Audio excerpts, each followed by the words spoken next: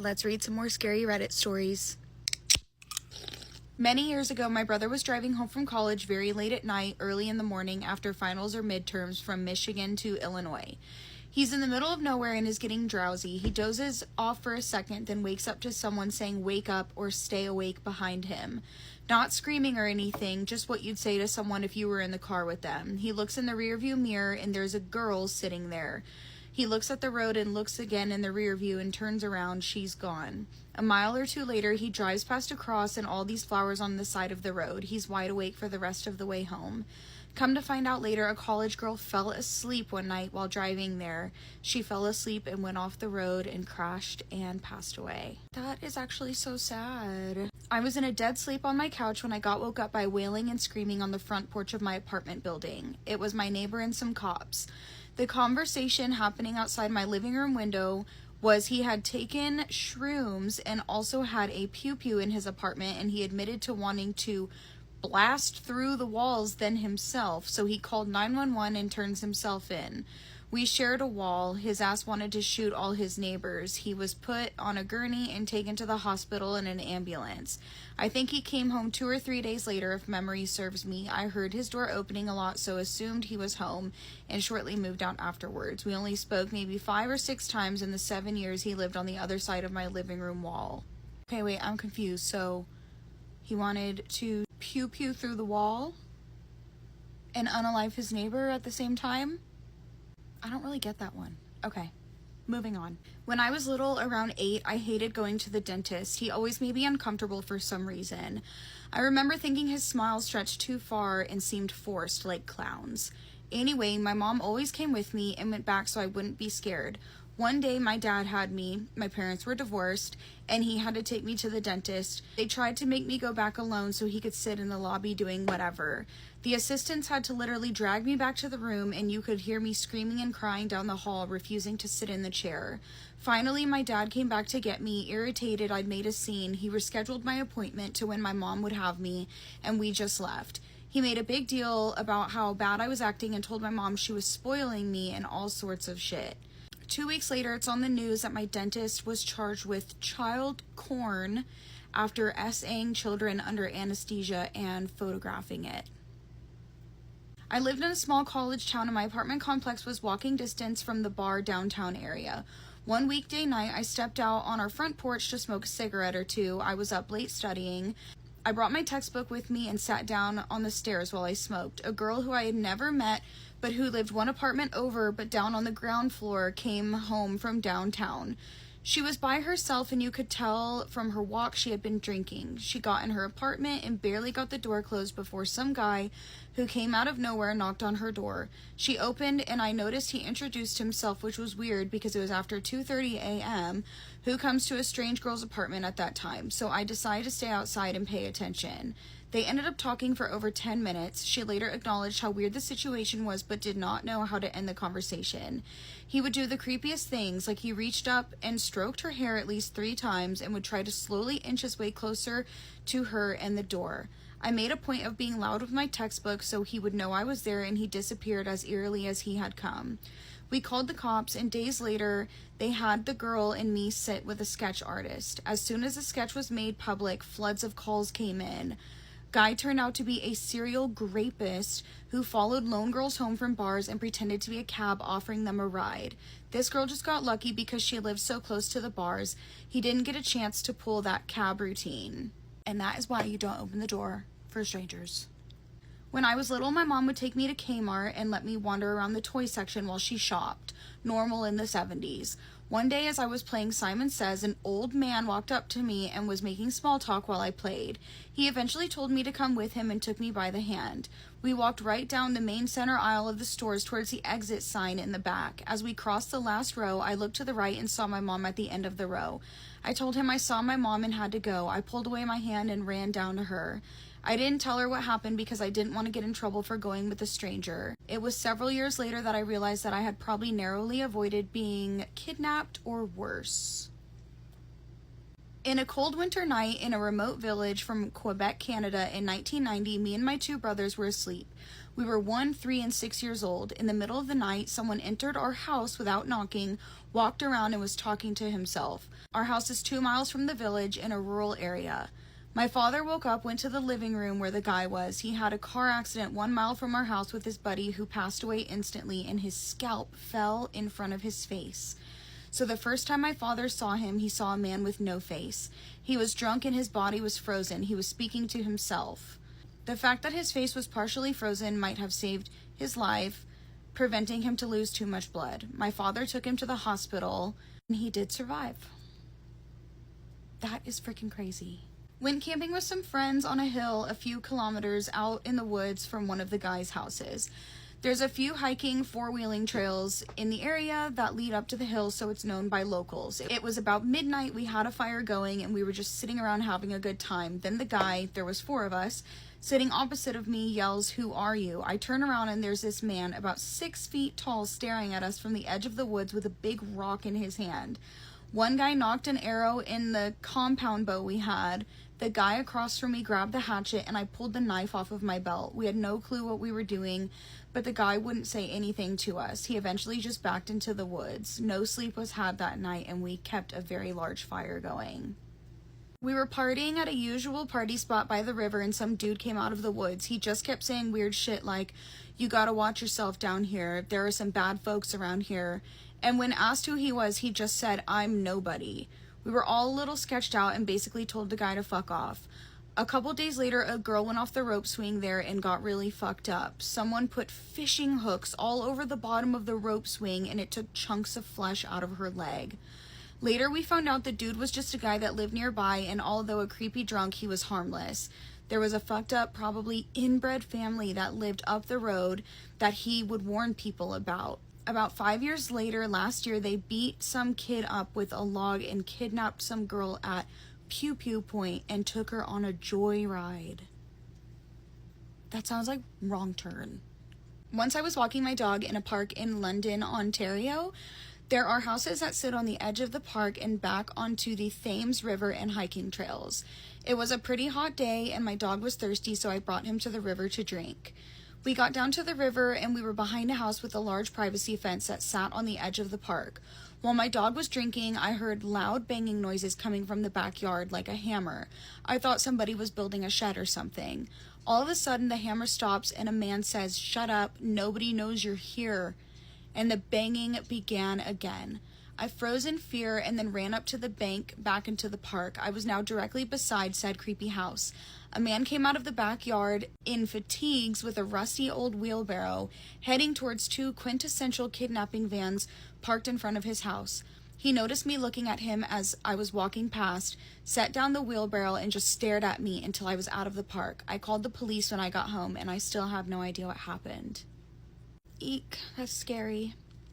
Last year, a guy came to my house's door around 9 p.m. He knocked and I got my mom and she went out to see what was up. By the way, we live in a very rural area, so visits that late are extremely uncommon and strange. The guy talked to my mom about how he was opening a business, asked whether she liked American-made products, then handed her a Clorox container as a sample. He went back to his minivan and opened it to get a vacuum cleaner when my mom saw 5 other men sitting inside. She told me to run and get my phone since we don't have a landline. I couldn't find it, so I got my knife and stood around the corner. She threw the container outside and told them to get the hell off of her property, as well as she was calling the cops. They peeled out of the driveway and we never saw the car again. That is so scary. I'm going to tell you the story of my great aunt who was a seer. And she was a Christian. She loved the Lord. She read her Bible. She could see things that most people could not see, whether she wanted to or not. The story that I'm going to tell you was one that she told me when I was very young. Still gives me chills to this day.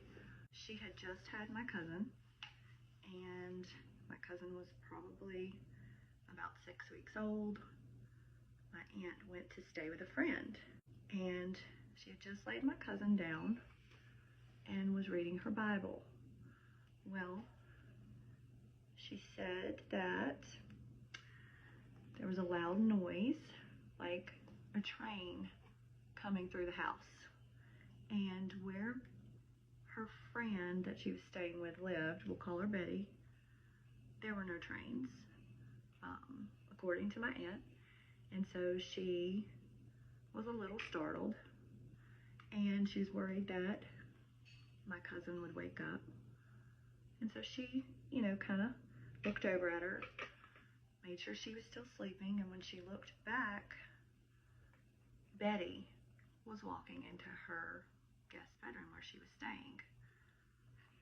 Well, Betty was a very tiny lady, very petite, didn't make a lot of noise when she walked, except on this particular night, when she was walking, her footsteps were very heavy, like she weighed way more than she did.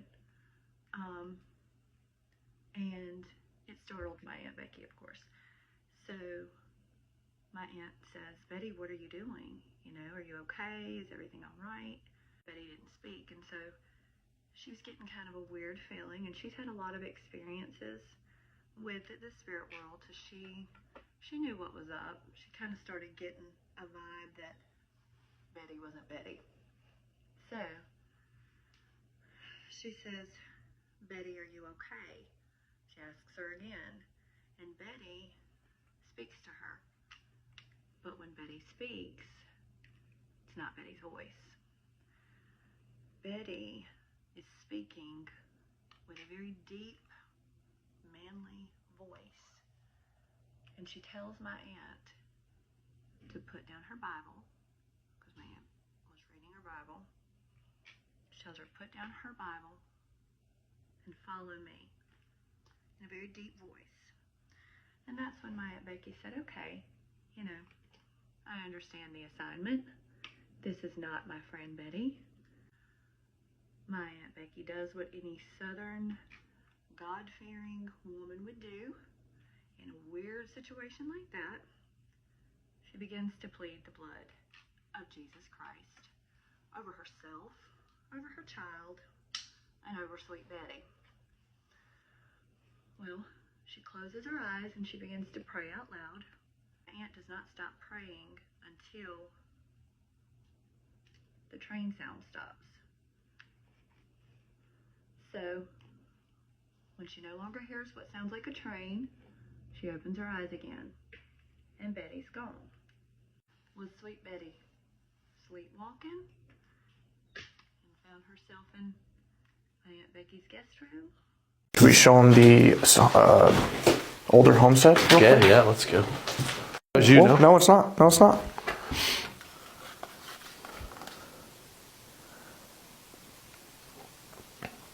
Was that you? Yeah, that's on either side. It went to both.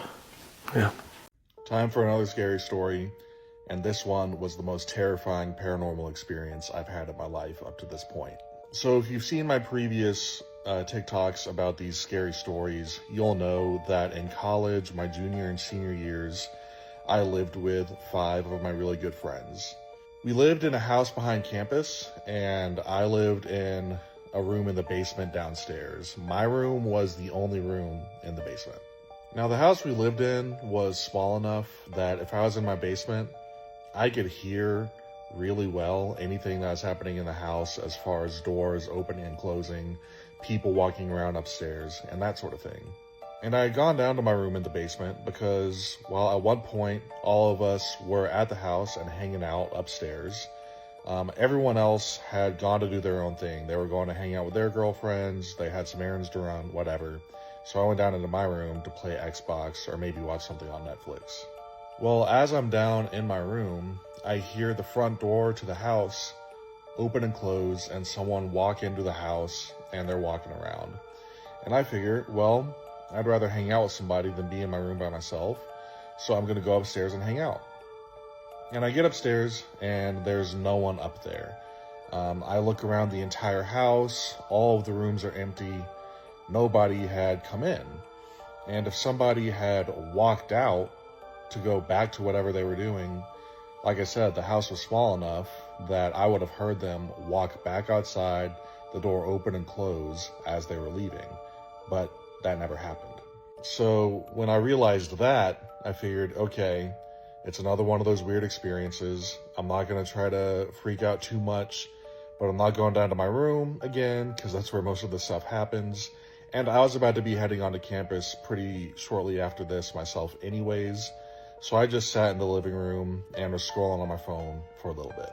Well, as I'm scrolling on my phone, I hear from the kitchen a clear as day, low grumbling noise.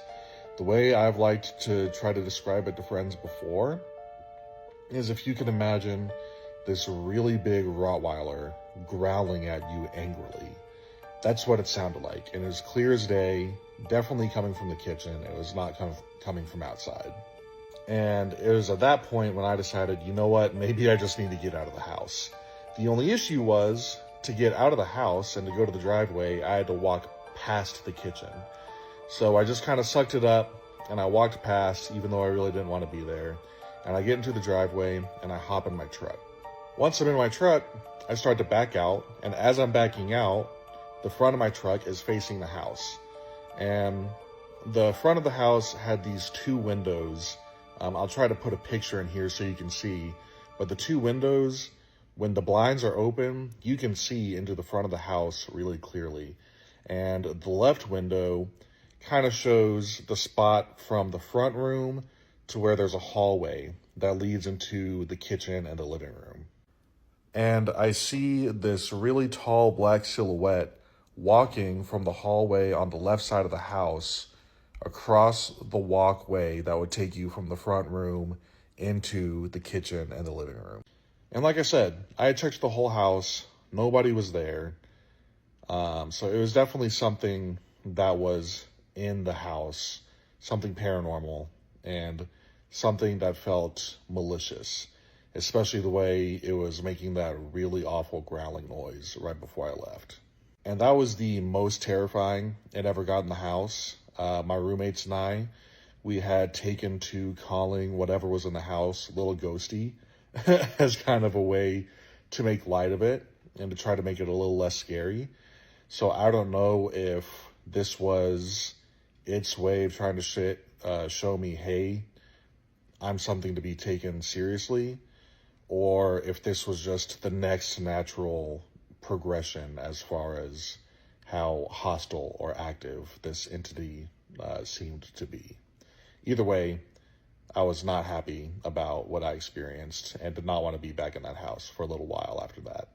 So this is the house, and as you can see here, this is that window to the left where you can kind of see past the front room and into the hallway, where if you cross that little walkway from this hallway over here, you can go into the kitchen.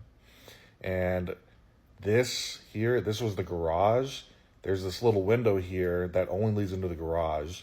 So like I said in previous videos, my room didn't have any sort of window or anything. This was the only window that was downstairs. What if your sleep paralysis experience went into the real world and hurt you? That's what tonight's True Scary Story is about, okay? So buckle up. Before we begin though, I just want to remind you to subscribe to my YT channel. The link is in my link tree in my bio, where I tell scarier stories, longer versions of stories, and the same stories I tell on here over there. Also, if you want to send me your True Scary Story and you want me to recount it on here, my email is in my bio. It's kaisespooky@gmail.com. So today's submitter's name is Danny, and Danny has had sleep paralysis since she was 12 years old, and it went until she was 17 years old, and you're going to find out why it stopped when she was 17. By the way, Danny did say that I could tag her, so she will be in the description and she will be in the comments. So if you have any comments or questions, drop them there. Here's the scary thing though. All of her sleep paralysis experiences consisted of entities that looked like Slender Man and Hat Man. Just scarier versions. She said that at this early age, she was having sleep paralysis every single night. And every single night she would have sleep paralysis, the next day her mental health would deteriorate. And this would happen quite often. She also said that if she ever watched scary movies or anything supernatural, paranormal, it would also trigger it. She said she only saw Hat Man like once or twice, but she said Slender Man is where it got real, where it was scary and violent. She did say that she lived next to a cemetery and that may be what triggered it, but I don't know. So Danny said that her bedroom door was always closed and she was always alone because she shared a a room with her sister, but her sister was always sleeping over at her boyfriend's house. She would fall asleep and then she would feel a presence in her room, and then her heart would start to race and beat and she would start sweating, and she knew what was about to happen. If you've had sleep paralysis before, you know this feeling. She said that this would always happen around 2 or 3 a.m. and the only reason that she knew this is because she slept facing her clock. So when she would open her eyes during the sleep paralysis, she could see what time it was. She said that every single time it happened, she would wake up, she would open her eyes, and in the corner of her eye, she would see Hat Man, and she would look over and he would be slowly creeping towards the bed towards her, and he would make this clicking sound as he would do it. He would walk around to the end of her bed, he would sit at the end of her bed, and then he would just take his hat off and he would just... Hey y'all, this haunted story is from a person in Connecticut. All right, let's get into it. So he said when he was 10 years old, him and his family moved down the street from a haunted house.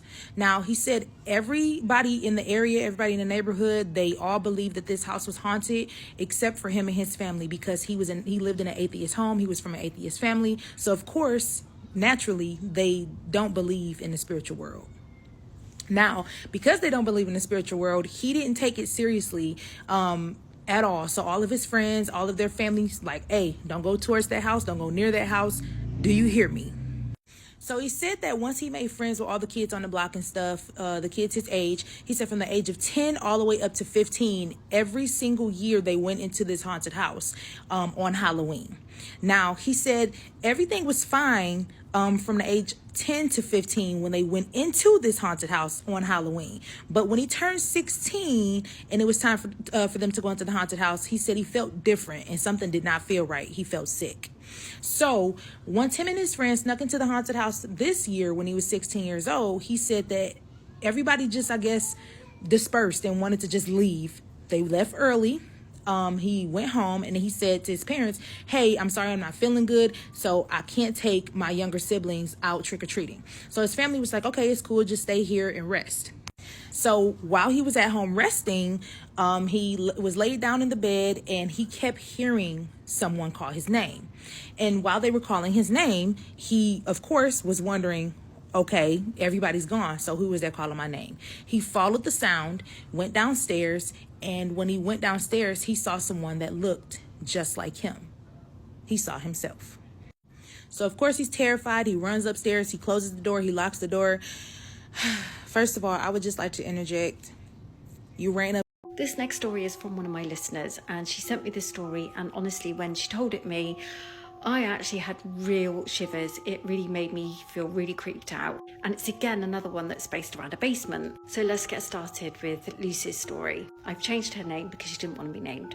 So Lucy said that she grew up in a typical farmhouse cottage in UK. She actually didn't live there, it was her auntie's house, but she grew up there and she spent the majority of her time there. Her cousin, who was a similar age to her, loved her going around there. They spent so much time together. But one afternoon they were playing and her cousin said to her, should we do hide and seek? And this was something that they did on a regular basis. And she said, you can picture this cottage. It had a beautiful garden and they had acres of land that surrounded like woodland area where they would play. But this time it was the winter and they had to do hide and seek in the house. This house also had a basement, and the basement, she said, was used basically just for storage. So they had like a pantry down there, and at the end of the basement there was another little door which was, she said, always locked. She never went in it. The handle was all rusted, so they never even tried to open it. They were only kids anyway, so she said they would just hide down there. There was like big boxes down there, stuff like that, and they would just hide behind them. But she said she never ever felt creeped out by the basement. In fact, if anything, she didn't feel anything in the property at all. Anyway, so they were doing hide and seek, and she said her cousin went to hide. So Lucy said she went down to the basement. She was obviously seeking to find her cousin. So she went down to the basement, and she said as she was looking down there and she was calling for her cousin's name, she heard laughing, like little kids giggling. So she assumed that it was her cousin. So she said that she could hear this laughing coming from the end of the basement where the door is at the end, the locked door that you can't get to. So she went down to the end door and put her ear to it to have a listen. For a second she said she couldn't hear anything, but then she heard the giggling again, assuming it was her cousin. I found you, she said, come out. She tried to open the door. The door was locked. She heard the giggling again. "I found you," she said. "You can come out now."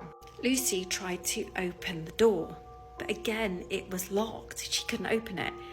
"How did you get in there?" said Lucy. No response.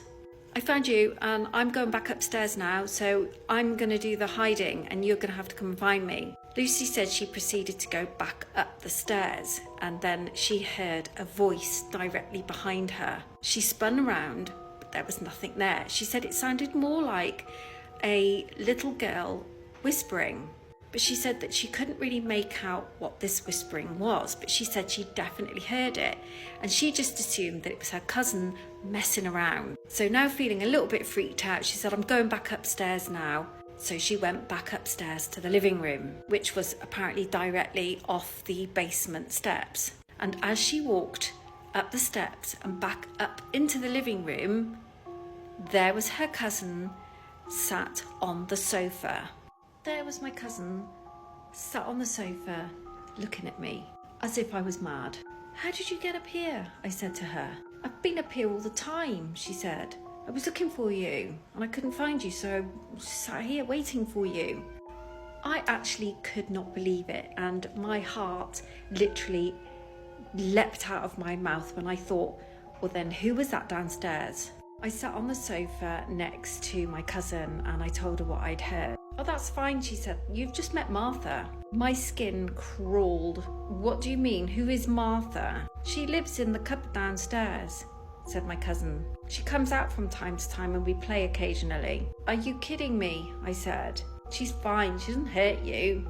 From that day on, I actually believed in ghosts because I had definitely heard giggling and laughing behind that door and somebody had whispered in my ear as I'd walked up those steps. So whoever this ghost was, I have no idea, but she was apparently called Martha and she used to live in the house. How creepy is that? What the fuck was that? Bro! What's going on around you? I don't know. I'm frozen. I am frozen. Did the window Sean. break? Let's read some more scary stories that were sent to us. In all the houses I've lived in, strange things have always happened. Around 4 years ago, me and my family moved into a new house. It was normal at first, but shortly after, strange things started happening. My sisters and I would see things from the corner of our eyes, and every night we would hear someone or something moving up and down the stairs from exactly 2 a.m. to 4 a.m. One day, my friend came over and I was upstairs when suddenly she burst into my room and proceeded to tell me that she saw me behind her, staring at her, but when she turned around, I was gone. But I was in my room the entire time. I didn't think much of it until a few weeks later when I went into my mom's office. The lights flickered on, but when they flickered off, I saw a woman crawling towards me on the ground who looked exactly like me, but dead. I slammed the door shut and ran to my room. 2 days later, I walked past the stairs toward the kitchen, and there she was on my stairs, laying upside down staring at me. Again, she looked exactly like me. I blinked and she was gone.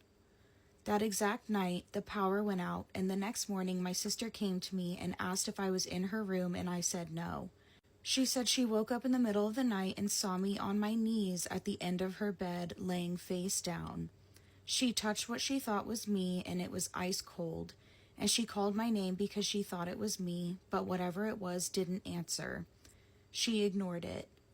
We became scared and told my parents, but they didn't believe us.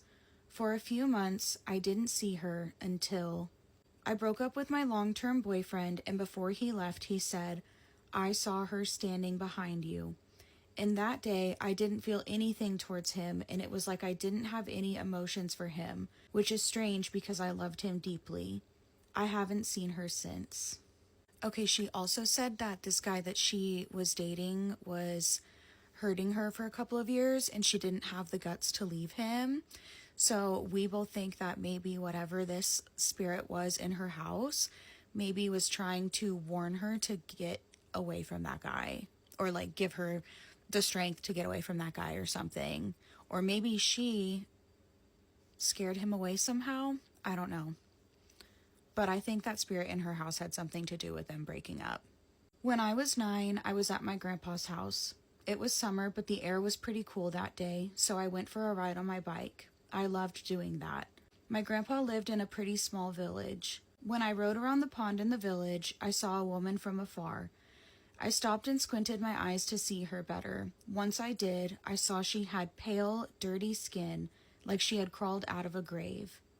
She was wearing a black, worn-down dress and no shoes. I couldn't make out her face before my heart started racing and I took off on my bike.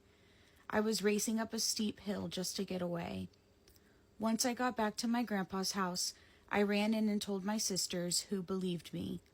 Later, my aunt who lived with my grandpa told me about an unaliving that took place in that village about 30 years ago. A woman was unalived there and her body was never found. That's really sad that whoever was unalived there, her body was never found. And it's sad to know that like her spirit is just still lingering around that village. Maybe someday someone will find her body and then she can go to the other side.